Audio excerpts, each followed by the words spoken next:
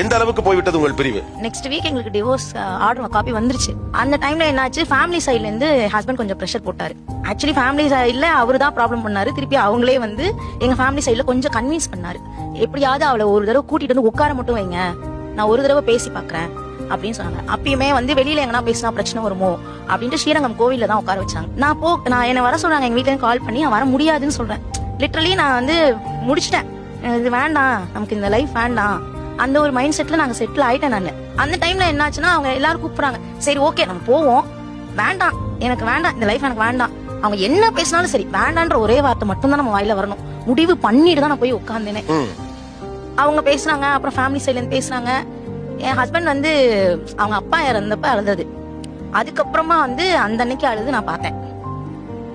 எப்பவுமே சண்டேல வந்து உட்காரவே மாட்டாங்க, ட்ரிங்க் பண்ணுவாங்க, அடிப்பாங்க, சின்ன சின்ன பிரச்சனை வீட்டுல வரும். இப்படியே போய்கிட்டே இருந்துச்சுன்னு தான் நாங்க அந்த முடிவை நான் எடுத்தேன். இவர் வந்து நான் எப்பயுமே அது வந்து ஒரு மேஜிக் மொமெண்ட் மாதிரி தான் இருக்கு. அவங்க வந்து எனக்காக அழுதாங்க, வீட்டுல எல்லார்கிட்டயும் கன்வின்ஸ் பண்ணாங்க எனக்காக. ஐயோ இவனா இப்படி பேசுறான், ஒவ்வொருத்தவங்கள்ட்டையும் போயிட்டு நான் கண்டிப்பா நல்லா பாத்துக்கிறேன் அப்படின்னு சொல்லி எல்லார்கிட்டையும் கன்வின்ஸ் பண்ணாங்க. அப்பயுமே நான் வந்து ஒரு முடிவா போகல.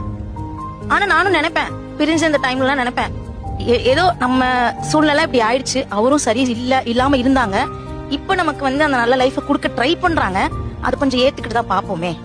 அவங்களுக்கு மாதிரியே நாங்களும் செகண்ட் மேரேஜ் பண்ணிக்கிட்டோம்.